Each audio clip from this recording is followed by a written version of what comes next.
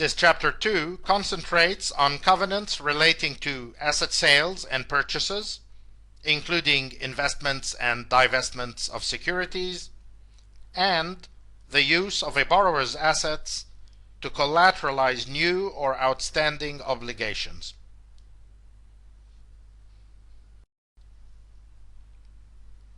In the time allocated, we can only describe the issues briefly and raise your awareness of the questions to ask, the type of advice to solicit, and the typical solutions borrowers have used to avoid potential violations of these covenants. Our role here is descriptive rather than normative. We do not opine on whether these solutions are appropriate or not, nor whether they are consistent with the spirit of the covenant. Asset sales and dispositions are often restricted in covenants.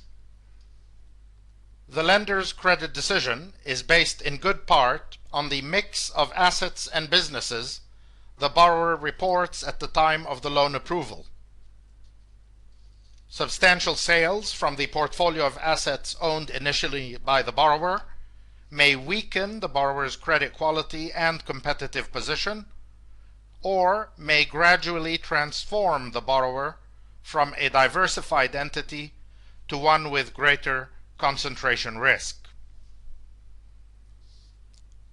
The borrower may strongly believe that the asset in question no longer fits into its business model, or may badly need the liquidity that sale of the asset would generate. Yet, it may be impractical or costly to obtain lender's consent. In such cases, borrowers entertain the following possibilities: a sale and leaseback of the asset in question to generate immediate liquidity from the asset while retaining its use. If the lease has a long tenor and meets a number of other conditions, the accounting rules may treat the borrower as the continuing owner of the asset in question and may capitalize the lease payments over the remaining life of the lease and recognize them as a liability on the borrower's balance sheet. In such cases, the borrower would argue that he has not sold the asset at all. The reverse transaction is possible when the borrower no longer needs the asset but seeks the liquidity its sale would provide.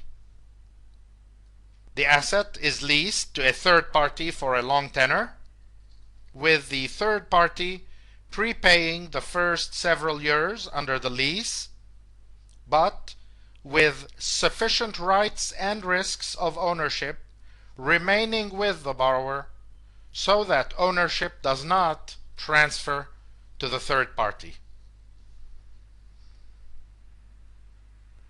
With liquid financial securities, any number of derivative instruments are able to transfer economic risks and rewards to a third party and generate upfront cash for the owner, who is the borrower in this case, without necessarily transferring title, whether immediately or at any time in the future. The sale of a deep-in-the-money call against the security defers the transfer of title until the settlement date, and even on that date, the ability to settle on a net cash basis can avoid the transfer of title altogether. A prepaid forward sale of the asset, under which the third party pays upfront the present value of the forward price, achieves many of the same economics without an immediate transfer of title to the security, and net cash settlement is again available if the transfer of title is undesirable even on the settlement date. We emphasize that the tax and accounting angles under any of these structures need careful review and may present more intractable problems than the ones they seek to solve. They may also be prohibited by other covenants applicable to the borrower.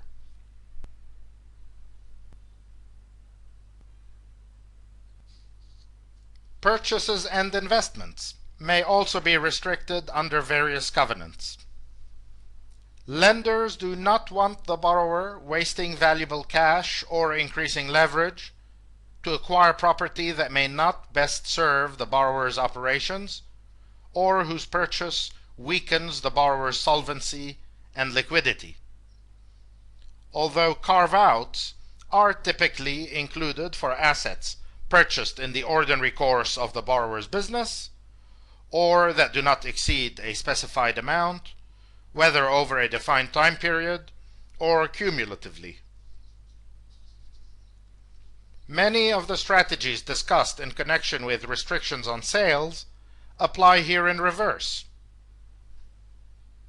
A borrower can acquire the economic risks and rewards of an asset via a long-term lease that does not bring the asset onto its balance sheet, or, in the case of securities, via derivatives, such as forwards, options, and total return swaps, that do not settle until a future date, or that settle in cash at maturity, and therefore do not result in a transfer of title at any time. Note incidentally that synthetic long positions may increase clients' flexibility to transact in ways proscribed by legal or regulatory standards, quite apart from loan covenants. For many years, investors have accessed desired asset returns synthetically via total return swaps and similar instruments. For example, when the law of the relevant jurisdiction has restricted ownership to specified categories of investors, these restrictions typically involving the investor's nationality or size or sophistication level or registration status or any number of other yardsticks. In a sense, the covenant here is written into the law or regulation rather than in any loan documentation.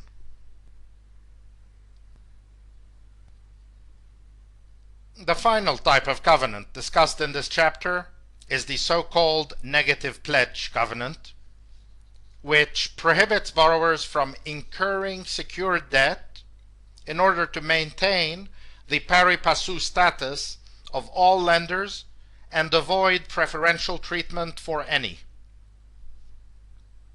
First, we mentioned that a true sale of an asset is not usually considered to violate a negative pledge covenant, on the basis that no underlying debt is created, nor any pledge of collateral involved.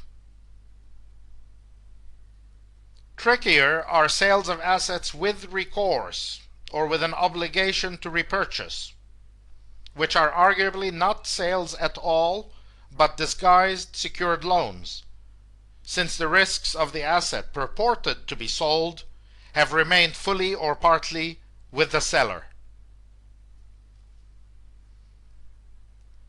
Most people by now have heard of Lehman's Repo 105 transactions, which obtained true sale opinions under English law on the basis that the securities were sold outright, with Lehman assuming a simultaneous obligation to purchase from its counterparties substantially similar securities on a future date, but not necessarily the very same securities that were sold originally. The sale price in Lehman's program was 5% below the fair value of the securities, a fact that reportedly increased the lawyer's comfort regarding the structure's validity. In any event, the issue arose in connection with the correct reporting of the transaction from an accounting perspective rather than, strictly speaking, from the covenant perspective, although the accounting opinion based itself on the availability of the true sale opinion under the relevant law.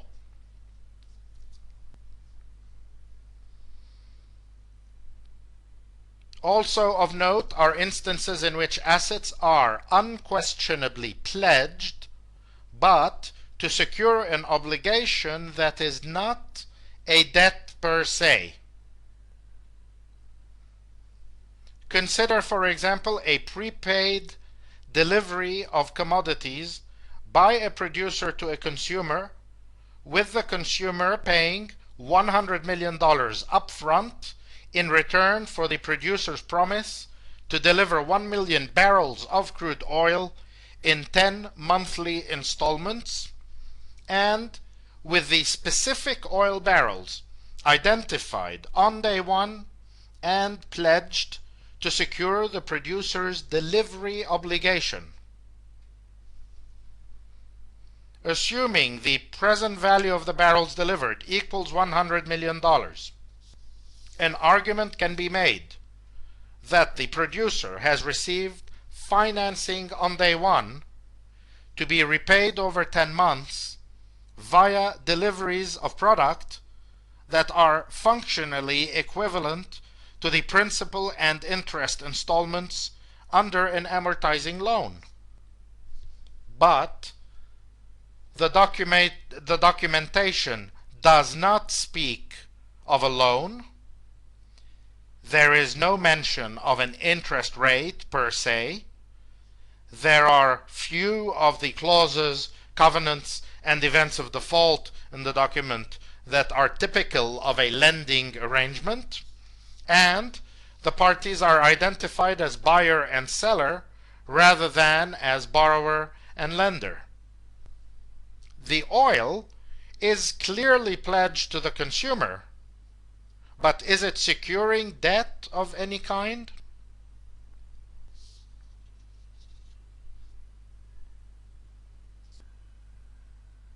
Of relevance also are margining agreements used in connection with derivatives. Loan agreements increasingly define debt to include derivatives of various kinds, but few loans go so far as to define debt to include any derivative entered into by the borrower. After all, the fair value of the contract may be positive for the borrower, making it a stretch to regard the instrument as a debt at all. Taking the extreme case and assuming the definition does not regard any derivative as debt, would the borrower in such cases be able to structure its FX or interest rate hedges to include a financing element, with repayment of this financing element in the form of a subsidy in the coupon exchanges in favor of the counterparty? This is very close, as we will see, to what a number of sovereigns did in Europe to improve their budget deficit figures prior to joining the single currency. Transactions we will review in Chapter 3.